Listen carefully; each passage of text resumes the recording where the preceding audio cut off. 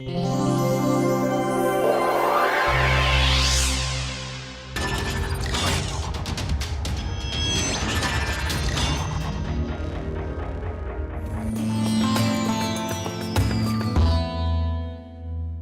in the last few classes, we have been looking at the handling characteristics of a vehicle.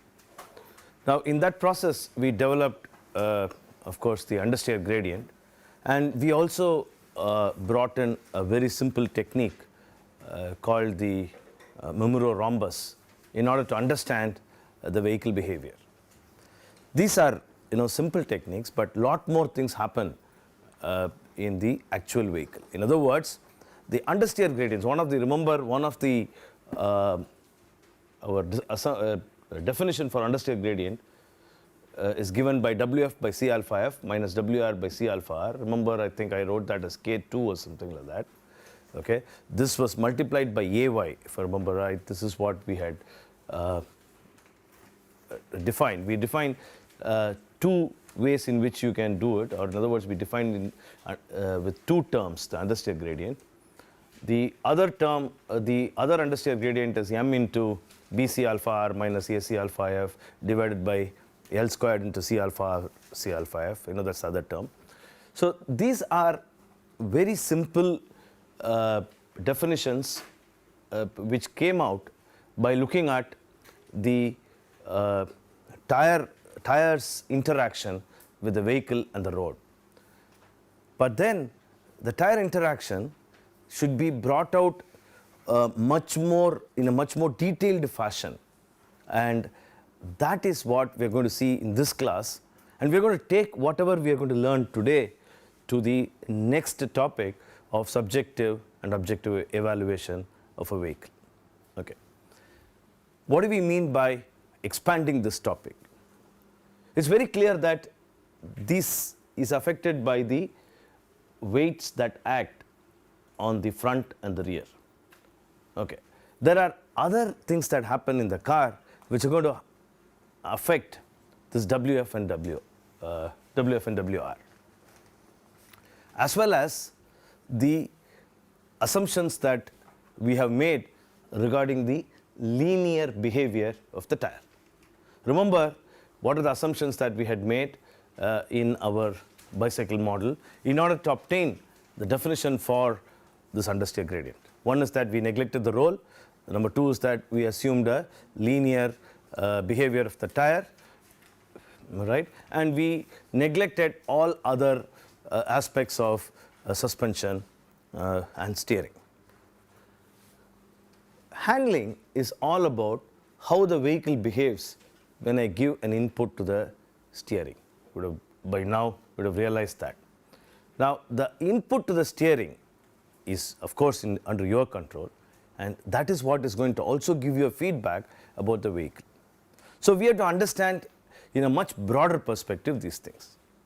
Okay, let us now look at first from a physics point of view, what happens when you do not have a tire which is linear. In other words, if I remove this assumption of linearity of a tire, let us see what happens. Okay. Before we go into the equations, let's see that. I'm going to follow Gillespie, for this lecture, but then we will take over and then look at other things from next class.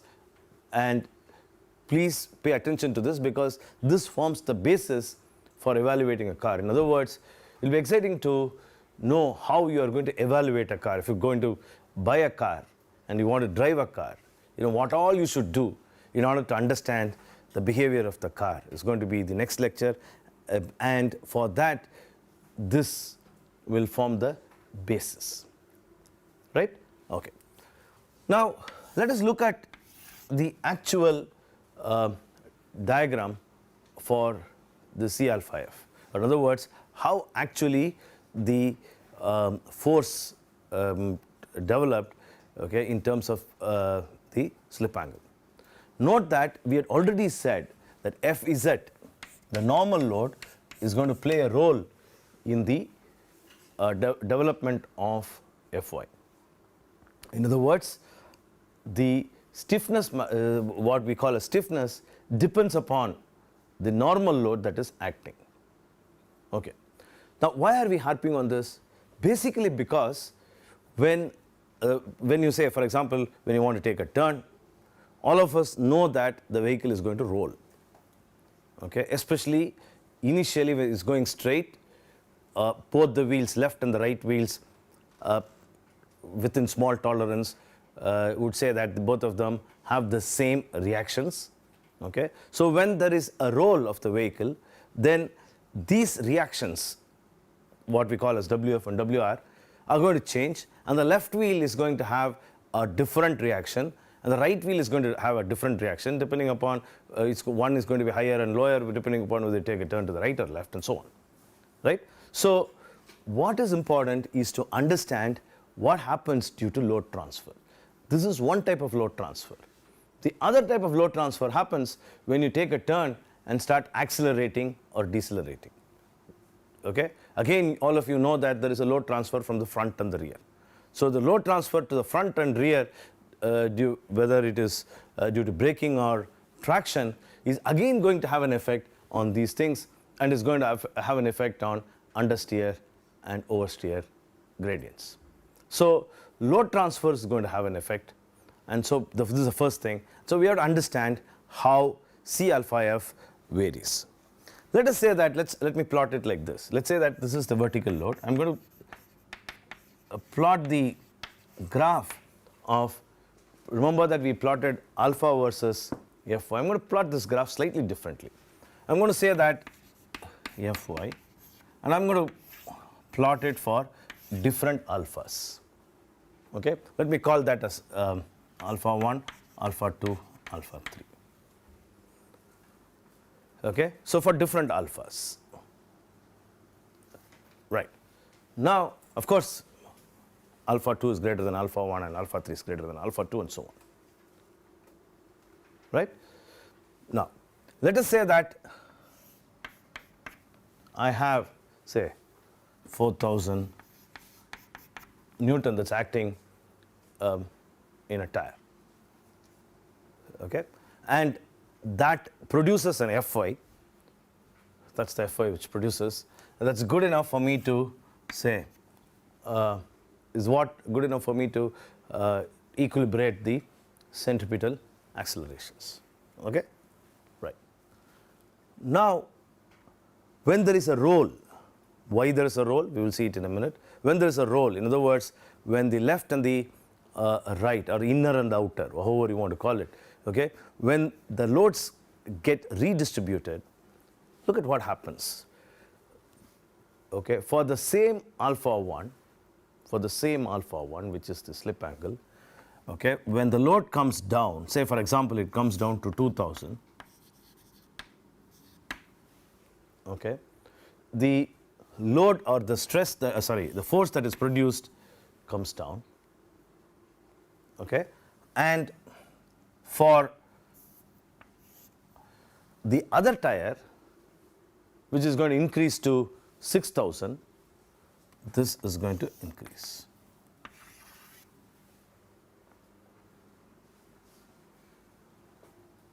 Okay. Now, this gives rise actually the total Fy, which is going to be less than what is produced before. In other words, because of the nonlinearity of the curve, note this carefully, because of the nonlinearity of the curve, when there is a change in load, the alpha that is produced is not good enough to equilibrate the centripetal acceleration. It's going to fall short. Okay? So there has to be a larger alpha. There is going to be a larger alpha. Okay? Please note this is left and right. This is a tire, which is left and right. So front there is a left and right, rear there is a left and right. And remember that in our model we have C alpha F and C alpha R to depict the stiffness of the front and the rear together in toto. Right? So what will happen now because of this? it is not good enough. The Fy is not good enough to equilibrate centripetal acceleration. So this alpha has to shift up. The alpha that is produced is to shift up, right? So that if this were the equilibrium, say let's say that it is 3800 or something like that, if this has to be the equilibrium force, okay, now I'm falling short, maybe I will get say 3400, okay, that difference of 400 has to be generated, okay, so I have to work at a higher alpha, and that is such that, okay, I'll just exaggerate that here. So this is the one which was initially was like this, okay, and I had fallen short. So I have to now increase my alpha such that I come back to that 3800. Okay. So in other words, the role, the redistribution of the forces result in a change in the operating alpha. Right? Now look at that closely.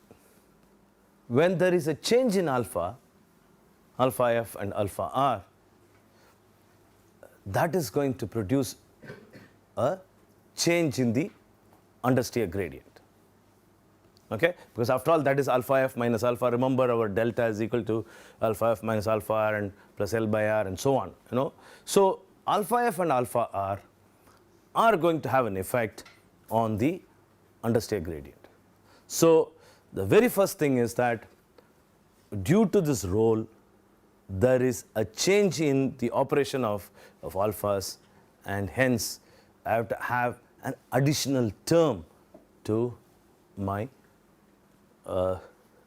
understeer gradient. Right? So what are the things that I have to do now? First of all, I have to find out what is this change. What is this change? Right? Between the left and the right, or outer and inner. Let's call it as outer and inner. Left and right is not the correct one. Outer and inner. Right? What is the change? Once I work out this change, then I have to introduce, the first thing is, so the derivation which I have to put now is what is the change in the normal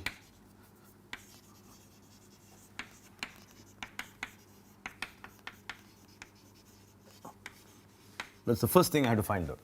What is the change in the normal load? Okay. So the next is next thing is that remove the linear assumption for the tire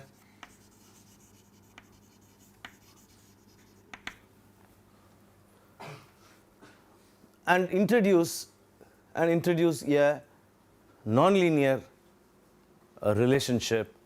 Let's call this as a, say, quadratic relationship. Let's say quadratic with respect to Fz. Okay, quadratic with respect to Fz. Please note, when I say linear, the linear relationship in the sense that we had only one C alpha F. That's what I mean by a linear relationship. In the sense that there's only one C alpha F. It was independent of Fz. Okay, it's independent of Fz. But actually, it is not independent of Fz. So we are, in other words, Fy is a function of, say, A into Fz. So that, that's the only thing that we said. Now we are going to say that it's a quadratic with respect to Fz. We will introduce that in a minute. So note what we mean by that linearity. The linearity is with respect to Fz. Okay. So once I do this, then calculate the new alpha. That's all we're going to do. Right? Let's look at a very simple diagram. We will make this, we'll make a few comments to make it a bit complex. And let's say that I have a solid axle. Just for illustration, we will see how it can be looked at for independent suspension. Okay, let's say that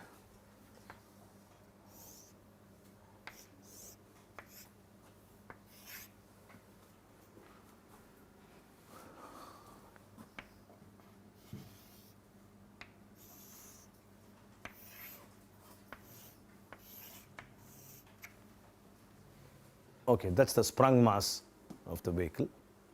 Okay, and that is the what we call as the roll center. We'll define this as roll center. I mean, we'll see what it is in a minute. Maybe you know that already. Roll center. Let us say that there are now Fy and Fz forces that are acting on the tire. So where will be the Fy forces that will be acting? Fy will be in the towards the right or the left? Right.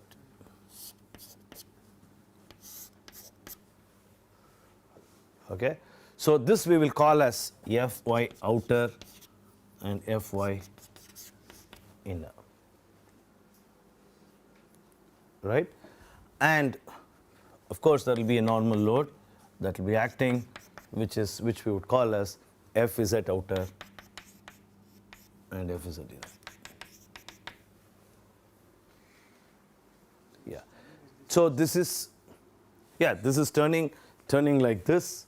So actually like this to the right, and so the roll is to the left. That's why I call this as outer and this is inner. I don't want to call it as left and right, okay, because it can be the other way. Right. Now, the concept of roll center, I'm sure you had heard about this, that roll centers form a roll axis. I know that you had heard about this term roll axis, and about which actually the sprung mass rolls. Another way of looking at roll center is the center about which you can split, in very simple mundane terms, you can split the sprung mass from the unsprung mass. So for example, if you want to draw a free body diagram of this especially for these forces, okay, then I can say that is where I would take the reaction for the Fy. In other words, okay, the reaction for Fy, okay, for this would be about that point.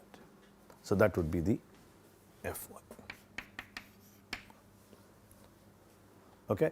Of course, Fy is equal to Fy naught or O outer plus inner. Right. So my job is to find out how does this vary. Okay. In order to do that, I have to look at what is called as roll stiffness. I have to look at the roll stiffness. Okay. As the name indicates, it has everything to do with roll. So it relates the moment that acts to the angle of roll phi. Right? Okay. Now we will talk more about this roll center. Right now we will say that there is a front roll center, rear roll center, and they join, and what results in the roll axis. Okay, and about which this roll takes place. Right. So let's say that this is S, and let's say that this is T, the track. Whatever derivation I'm going to put here for the rigid axle can be extended to a independent axle. Independent suspension. For example, that's what you do for a car, okay, independent suspension, by assuming that all these stiffnesses are dumped at the wheel position,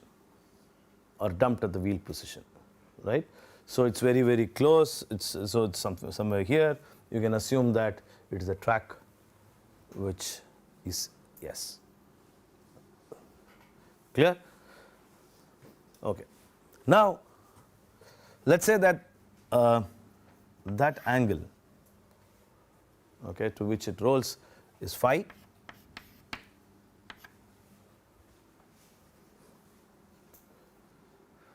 And that difference in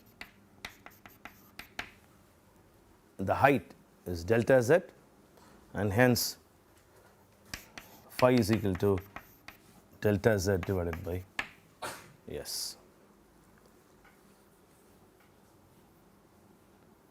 Clear?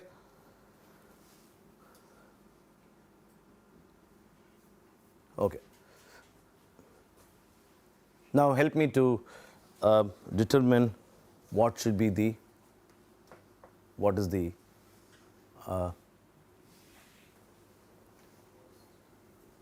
roll stiffness.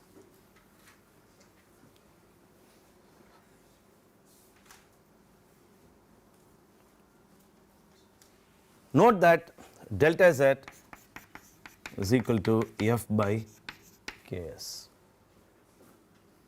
Okay, right?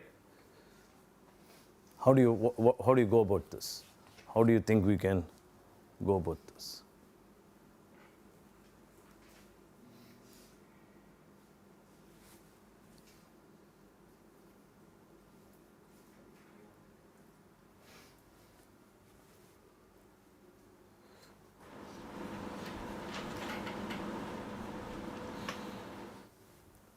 Simple, yeah.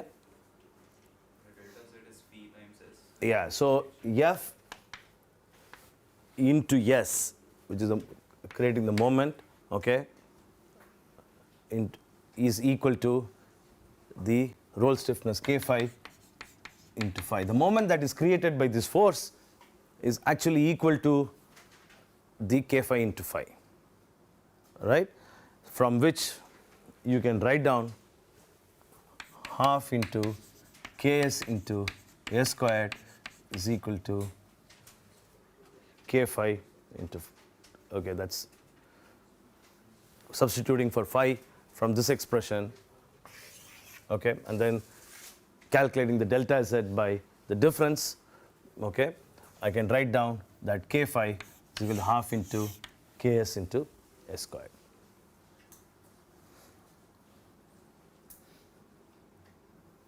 Right. So this is what we call as the roll stiffness. If I now, so this is the relationship between the spring stiffness and the roll stiffness. Okay. What I essentially did was to find out what are the forces, two forces that causes a moment, and that moment is what is given in the left hand side. Okay, force into moment, I mean distance, and the right hand side is the one which equilibrates it through K phi into phi, which is K phi is the roll stiffness, okay, right, with force per degree or radians multiplied by the degree. Okay. Now, as I told you, the first step is to find out what is the change in the normal load. Okay, in order to do that, let me use this diagram. Let me take moment, okay, let me take moment of all the forces that are acting about the center.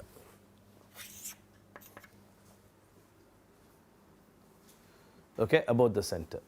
Now, the springs take the normal load, and as I said, Fy, okay, when I cut it, this is Fy is where the reaction for this is taken. Right. Now, how do I write this? F is at naught into T by 2, okay, about this, and that's the clockwise direction, right? Then minus F is at inner into T by 2. This is in the anti-clockwise direction, right? Then minus Fy, right, into H,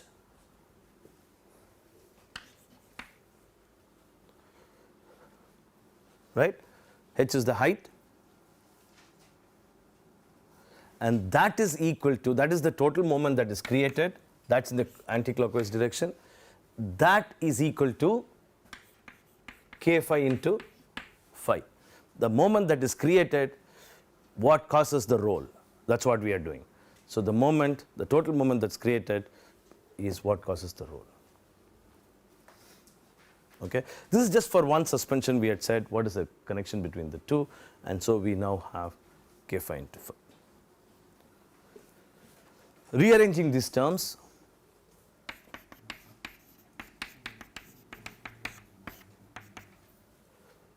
f z is at not outer and minus f is at inner. Bring that fy in the other, to the other side. So it becomes 2 fy into h divided by t. T is a track plus k phi into phi, okay, into 2 divided by t. Let me call that, I have to put the equation numbers properly, and let's say that I'll call this as equation 1 and that as equation 2. Yes? Can you explain whether we taking reaction force F At this point, because I want to find out the difference between f is at outer and f is at inner. So that is that's what it is. Remember that f is at outer plus f is at inner is equal to wf. So two equations. Okay? So my job is to find out what is f is at outer and f is at inner. Right? That's why I'm taking the moment about this. So that makes my job easier because my expressions are neat. Right? If you want to take it about any other point, as long as you get f z outer minus f z inner, it's fine. Right? Is roll center same as center? No, center of gravity locations are different. So the roll center is different from center of gravity. Okay? It is, do you understand? It is the instantaneous center about which this rolls. Okay? That is not the CG location. In fact, the roll center, I'm going to do that now. Okay? The roll axis is at a distance from the center of gravity, and that's going to cause a moment, okay? A moment about the roll axis and so on, and which we're going to derive now. Okay? So, in other words, if you look at the side of the vehicle,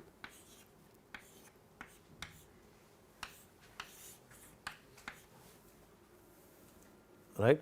So the roll axis, say for example, this is the center of gravity location, then there is a front roll center or rear roll, let's call that as rear and that is front.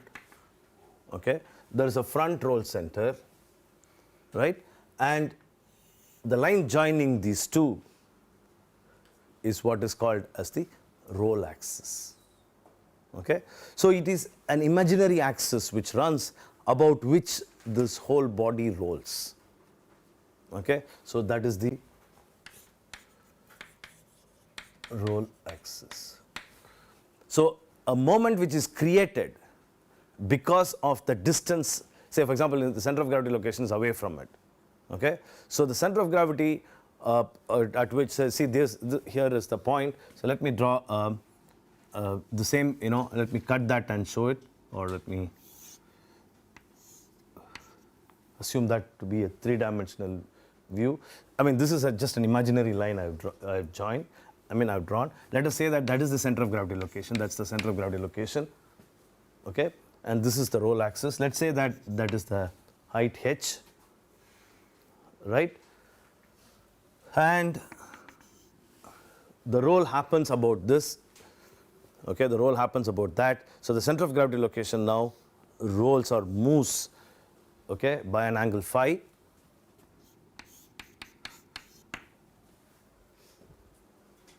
Okay? And for the whole body, you know that that's where the weight W acts. And we know that that's how, say, Fy acts. Right? So the moment about the roll axis then is given by the moment created by that W as well as F1. Clear? Okay. Any other question?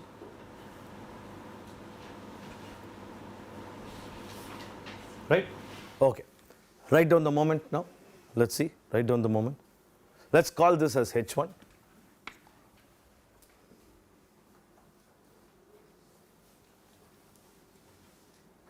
Okay. The moment is now given by, there are two things, H1 into, that's phi.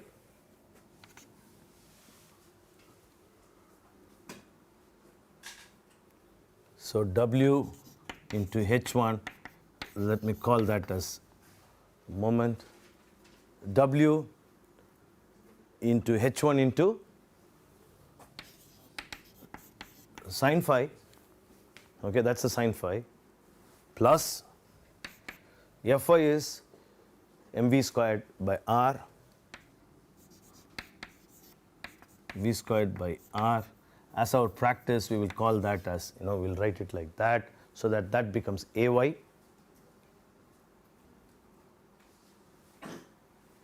okay, into cos phi.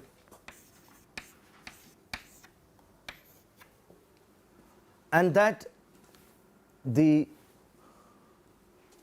roll axis is inclined at an angle psi, or epsilon rather, small angle. So that also, the cos of this is actually the factor which has an m phi. So that multiplied by, look at the geometry, you would notice that there are two angles. So that would be cos epsilon. Now I'm not going to make it so complex. I'm going to assume that phi and epsilon are small. Okay, so that becomes 1. This becomes 1, and that becomes phi. Yes? Can the vehicle have just one single roll axis? Yeah. Two roll centers, front roll center and the rear roll center. Front roll center and rear roll center are characteristics of suspension. There's a method of calculating, geometric method of calculating the roll centers that you would have studied in the vehicle systems. Center of mass would lie either to the left or the right of the roll axis. Yeah, but now we are saying that it lies right here, okay, right at the top because of the symmetry positions, okay. We assume that it is symmetric, okay. So roll axis would lie right at the bottom, okay, right. We are not, it won't be unsymmetric. So we are looking at the symmetry. There's no reason why this has to be unsymmetric, right. So simplify this.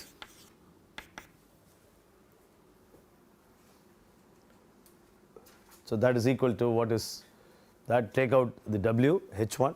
So W, H1, sine phi becomes phi. So V squared by RG E plus phi. That's the moment caused by this phi. And this is also equal to, what is that equal to? This is also equal to K phi front. What's K phi front? Okay, plus K phi rear. Okay, that is the roll stiffness multiplied by phi. Yes. V squared by RG. Okay. So,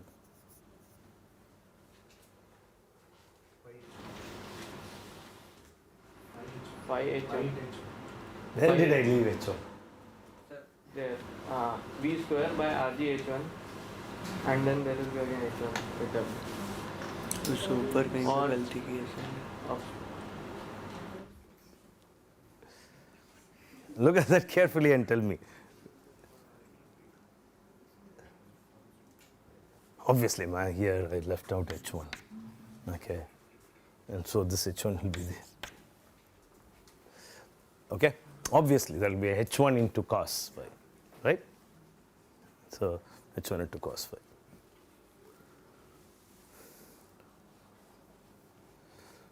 Right? So let me simplify this and look at what is phi. Remember, why are we doing this? Coming back to this graph, I want to find out what is the change in alpha.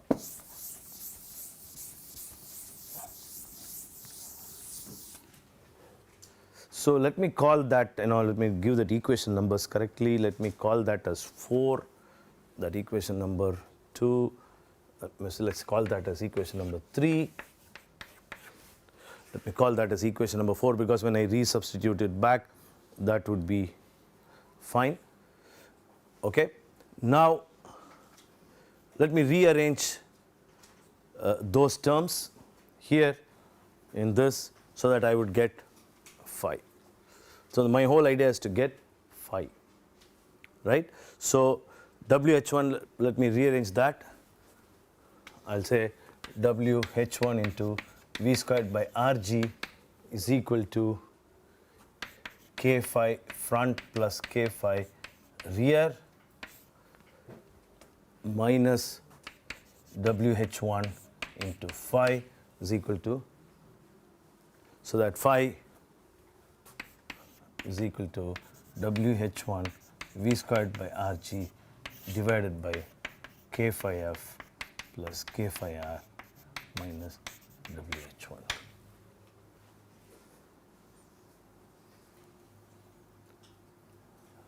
All right? Okay. Now, the automobile engineers define what is called as roll rate. Define what is called as roll rate, which is d phi by d ay. Note that carefully. It is not phi dot. Though I call this as roll rate, it is d phi by d ay. What is that? Simple. That is ay, and so differentiating the first term. So this would be WH1 divided by K phi F plus K phi R minus WH1.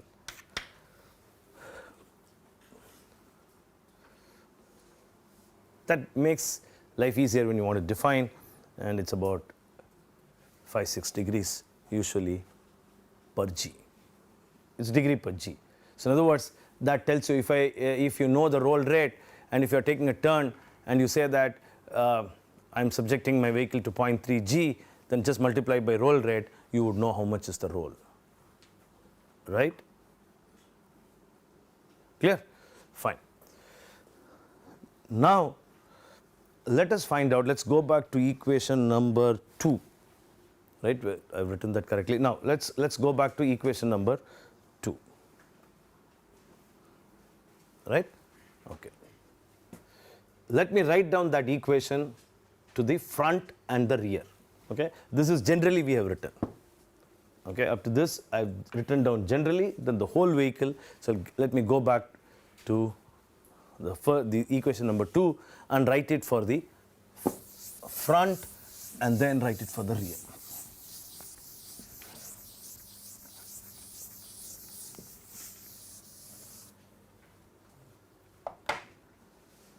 Okay, I'm going to write down the final, that expression, and that's quite simple.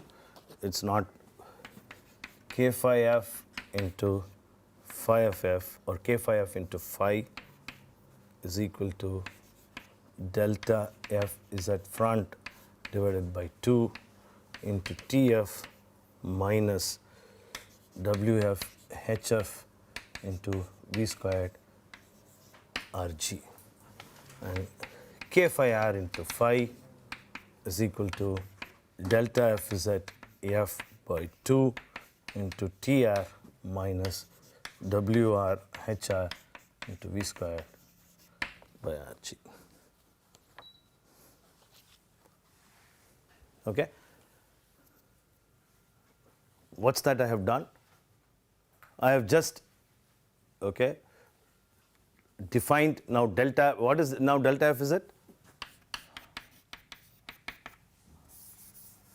Look at that term there.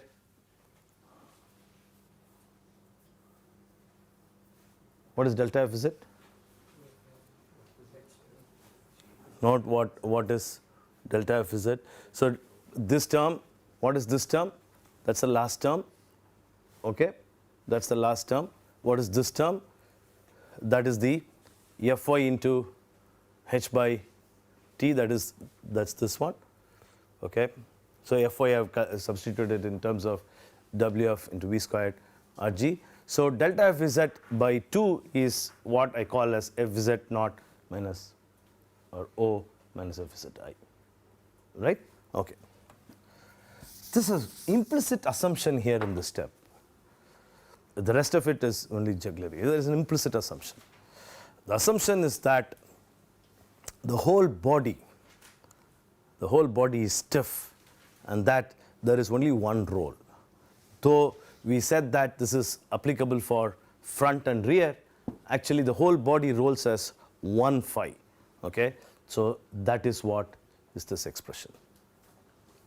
Now once I know what is k phi f, which is actually the property of the suspension, and once I know these factors, I can easily find out what is delta zf, delta zr, okay, and delta zf and delta zr. It's straightforward from these two expressions, and let me call that as 4 and this expression as say 5 and that as 6 and that as 7.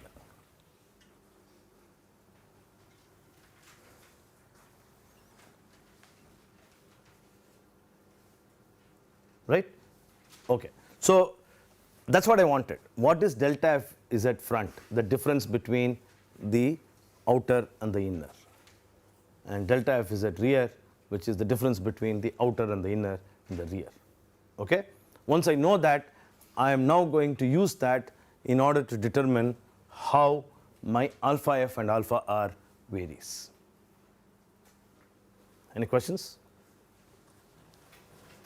Right? Clear? Okay.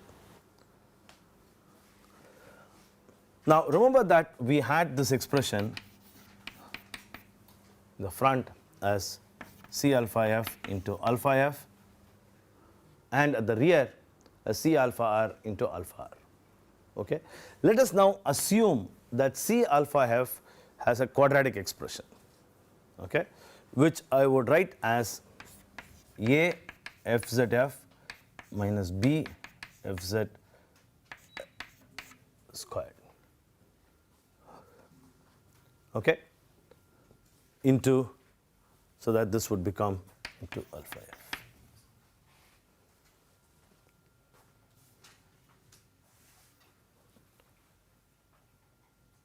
Right. Now,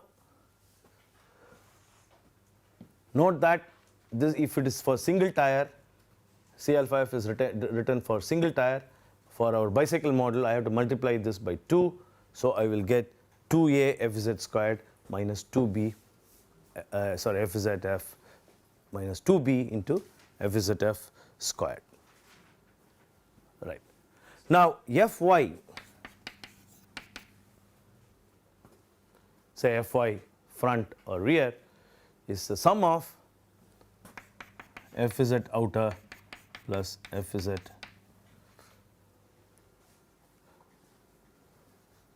inner. Get that expression for C alpha f. What is it? I assume. This is what I assume. Okay. Now, is it correct? Okay, it's an approximation. Actually, we don't use in practice this expression. Okay. Actually, we can find out all these factors, say for example, by assuming the tire to be a Paseka model, right? And then we can get this correct redistribution, okay, by this. Now, note that f z outer is equal to normal f z, which is wf.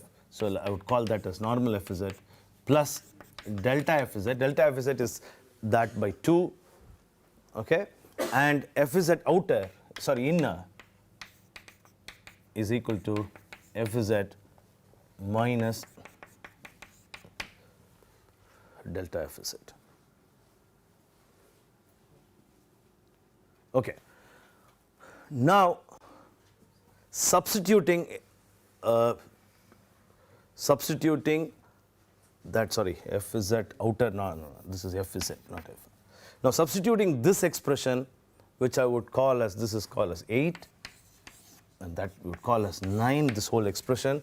Substituting 9 into 8, okay, 9 into 8, and then expanding this expression, expand that expression, I'll write the final form.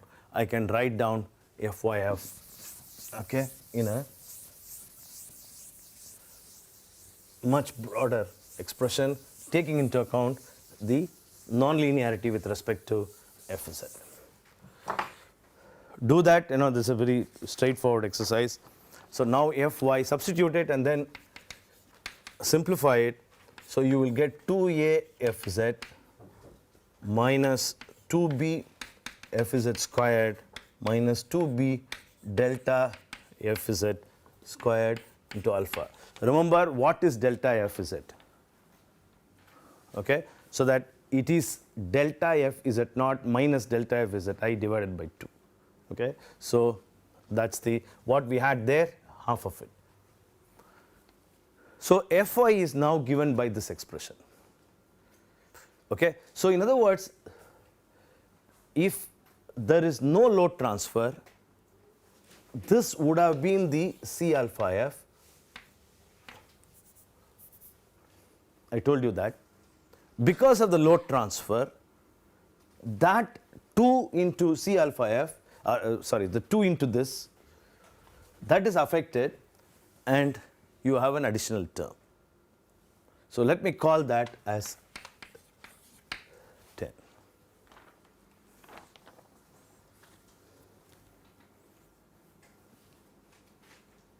Right. So I will write this as Fy front. This is Fy, general Fy. Okay. Outer and inner can be in the front as well as in the rear. Right. So Fyf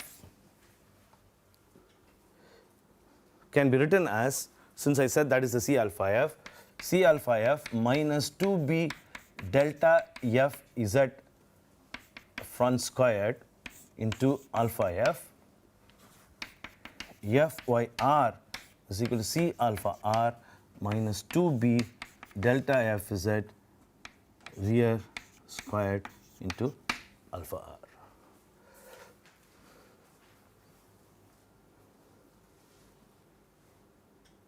And what is this?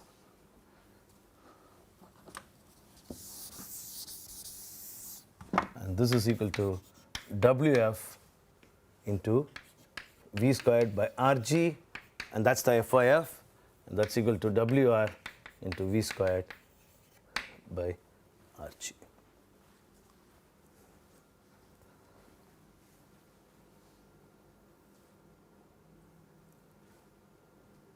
Remember, what is my delta?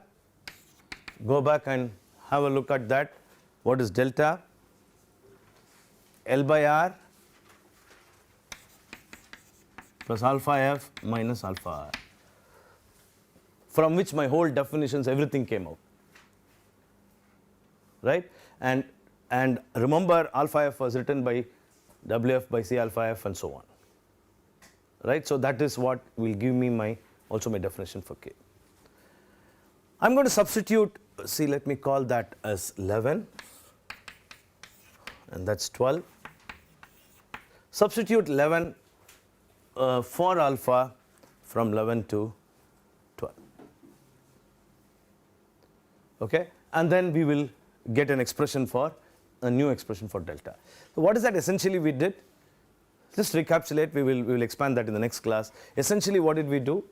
We realized that the load transfer is going to change alphas, okay, and the load transfer is due to roll, and that the roll is controlled by what is called as roll stiffness, and the roll stiffness comes from the suspension stiffness, right? Okay, these are the things. So now, using that and using simple equilibrium, okay, due to forces that are acting in the body. We find out what is phi, right? And then from this, we assuming that the tire has a nonlinear relationship with respect to Fz, okay, we find out, okay, the changes in alpha f because of introduction of both this nonlinearity as well as the roll. Okay, that's what we did. Clear? So that gives rise to an expression for alpha f, which is Fy divided by this, Fy divided by that expression, okay, and alpha r is equal to Fyr divided by that expression. Okay, so I'm going to substitute that and then write down delta is equal to L by R plus Fyf divided by C alpha f minus 2b into delta f z squared plus Fyr divided by C alpha r minus 2b delta f z r squared. Yes. When we say delta, it will be different for left and right. Oh, sorry, minus.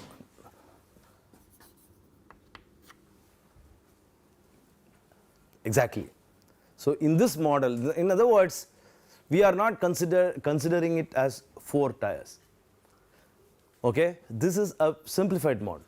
In practice, in actuality, okay, this won't be the case. What you're saying is absolutely right.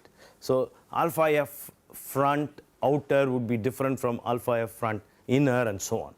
Okay, now we are getting a gross effect here.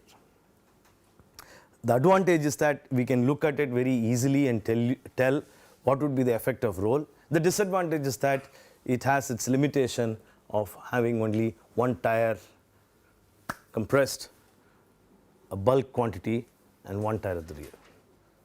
Right? So this is a very simplified model, the bicycle model, but helps us to understand, okay, what happens when there's a roll transfer. So in actual, if you want to really design a car, then you would take up to commercial, say, softwares that are available like CarSim or Adams or one of them, okay, in order to understand actually how does this happen. Now the whole idea here is to only illustrate,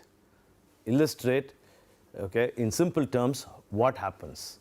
Okay, and we're going to use this in order to look at how to evaluate a car. Right? Load transfer has an effect on understeer or oversteer, period. One statement. How? In a simplified form, this equation is going to tell us. That's it. Clear? Okay. We will see the rest of it in the next class.